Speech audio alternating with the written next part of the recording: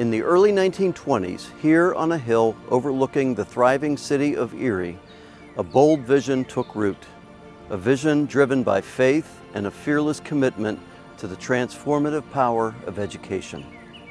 Mercyhurst University was born from a spirit of relentless determination, where impossible dreams met unbreakable willpower. This is the story of humble beginnings, a journey that defied odds and embodied the very essence of Carpe Diem. Join us as we step into the formative years of then Mercyhurst College, a legacy forged by trailblazing Sisters of Mercy who dared to seize the day and lay the foundation for generations to come.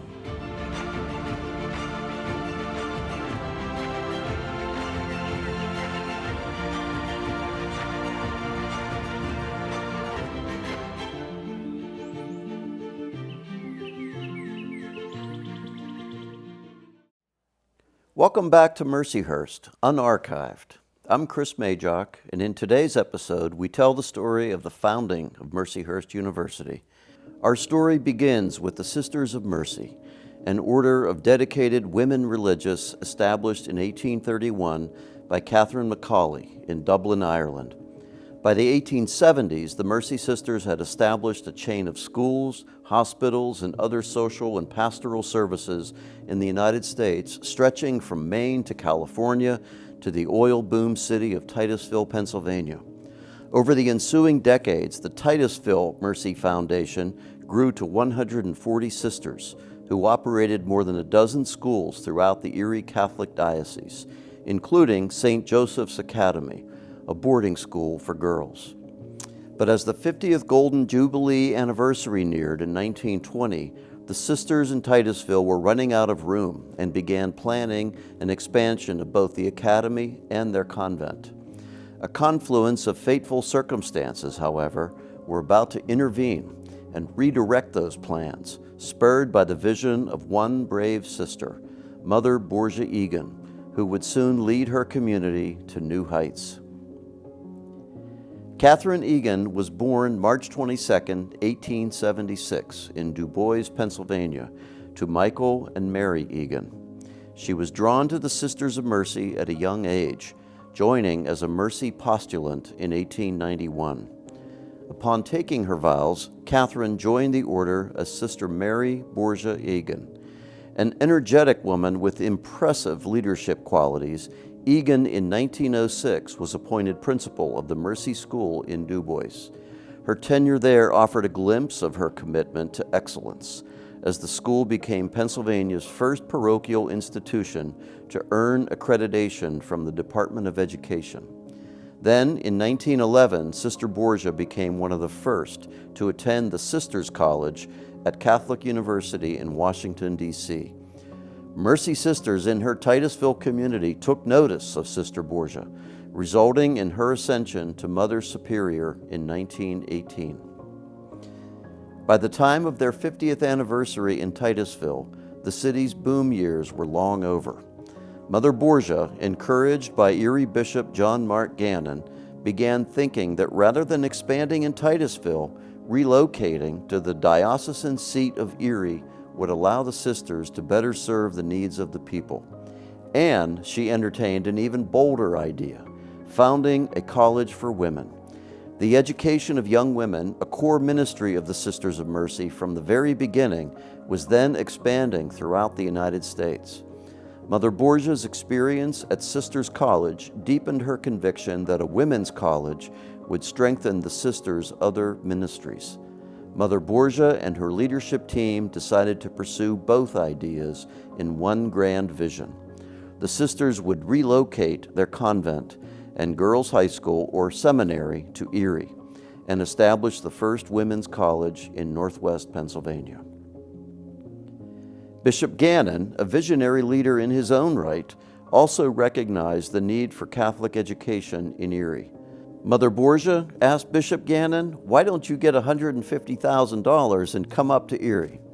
His challenge met Mother Borgia's own vision, and in August 1921, at their annual summer retreat, the Titusville Sisters of Mercy made a monumental decision to set their plan in motion. Finding the ideal location for their new home was the next step. Their search was inspired in part by Father Thomas Gasson, then president of Boston College, who played a key role in relocating that revered institution to Chestnut Hill, transforming forever its future. At the sisters' retreat, Father Gasson advised Mother Borgia to locate on a hill that will give you a view of a body of water. That advice drew the sisters to South Erie, where in 1922 they purchased the old 75-acre Lowry Farm for $51,000. Because the sum would exhaust nearly all of the sisters' funds, some sisters urged purchase of just a portion of the farm. Thankfully, Mother Borgia and her trusted counsel, Sister Pierre Wilbert, stood firm, knowing that the college would someday need all of the land. As Sister Eustace Taylor later said of Mother Borgia's determination to purchase the entire 75 acres, many have since been grateful for that decision. The old hilltop farm was idyllic, possessing an inspiring view of Lake Erie. The sisters chose the name Mercyhurst, honoring their order and invoking the Old English word for wooded hill. Although mostly treeless, the sisters could see the future, envisioning over time a verdant landscape that would cultivate contemplation and an appreciation of beauty. With the ideal location, the sisters began a search for an architect. Father Gasson urged the sisters to hire an architect with experience in designing inspiring ecclesiastical structures. Their search led them to Francis Ferdinand Durang, the son of Philadelphia architect E.F. Durang. In 1922, Durang produced the first draft of the designs for Mercyhurst College and Seminary, the foundational structure that over time became Old Main, O'Neill Tower, and Egan Hall. Durang and the sisters spent 2 more years modifying the design to fit the sisters' vision, as well as their budget, most notably dropping the height of the Norman-style O'Neill Tower considerably. The final plans for the school consisted of a 4-story dormitory with an administration and classroom wing. When a budgetary shortfall threatened to exclude the steeply pitched Vermont quarried slate roof, a key feature of the building's Gothic Revival style, Sister Pierre asked, "How much does that roof cost?" When told $10,000, she replied, with true mercy sister spirit, "I will raise that money." Indeed, even as they were finalizing the blueprints, the sisters were already at work on an ambitious fundraising effort. They sought assistance from Frank Wallace, president of the Second National Bank of Erie. Securing $400,000 in 4% bonds, they embarked on a heroic door-to-door sales campaign that took them from Erie to Buffalo to Cleveland. Though they sold an impressive $100,000 of those bonds, this was only a fraction of what they needed. Bishop Gannon urged them to consider scaling down the project to just the seminary. This Mother Borgia would not do. Frank Wallace, one of the early fundraising angels in the Mercyhurst story, came to the rescue, obtaining the necessary $400,000 in loans from Pittsburgh banks that they needed. With the blueprints accepted and funding secured, on September 8, 1924, ground was broken for construction of Mercyhurst College and Seminary. The journey to completion, however, was anything but smooth. The first hurdle was a hard, Erie winter. Severe snowstorms and low temperatures triggered cave-ins, as well as a halt to construction and eventually re-excavation of the foundation. Yet the sisters remained undeterred, and by summer 1925, the general structure was taking shape. On August 25, 1925, the cornerstone was laid in a grand ceremony that drew several thousand people. Inside the cornerstone, the sisters placed a time capsule containing a cache of documents capturing the historic moment.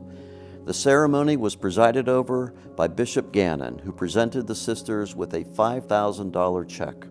It was a moment of triumph as the sisters and the Erie community came together to support the vision of their new institution. Reverend William Kirby of Catholic University declared in his keynote address that Mercyhurst College would become a new outpost for eternity. Construction continued. but in the spring of 1926, completion by the scheduled opening day of September 8th was very much in doubt. Urged by the sisters, building contractor H.J. Conrath hired more workers and labored in round-the-clock shifts. And then, just as it appeared they would meet the deadline, disaster struck. On August 4th, Conrath workers went on strike. In sympathy with striking Conrath workers at another building project across town, laborers at Mercyhurst shut down construction. With just weeks remaining, confronted with the grim reality of an unfinished building, the sisters, quite literally, took matters into their own hands. With Mother Borgia summoning reinforcements from throughout the region, the sisters worked day and night to finish the building themselves. Armed with sanding machines and brushes and buckets and sheer determination, the sisters sanded and varnished floors, painted, hung drapes, and assembled and moved furniture. They received help from ushers' clubs of 2 local churches, as well as advice from some of the striking workers who were impressed. On September 7, 1926, Mercyhurst Seminary opened its doors to 54 high school students.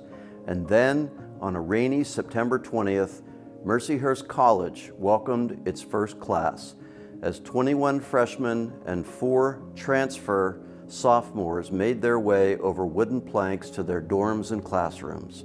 The first young women to benefit from a Catholic higher education in Erie, these pioneers chose classes from a curriculum of 8 different subject areas taught by 8 faculty members and supported by 6 administrative staff.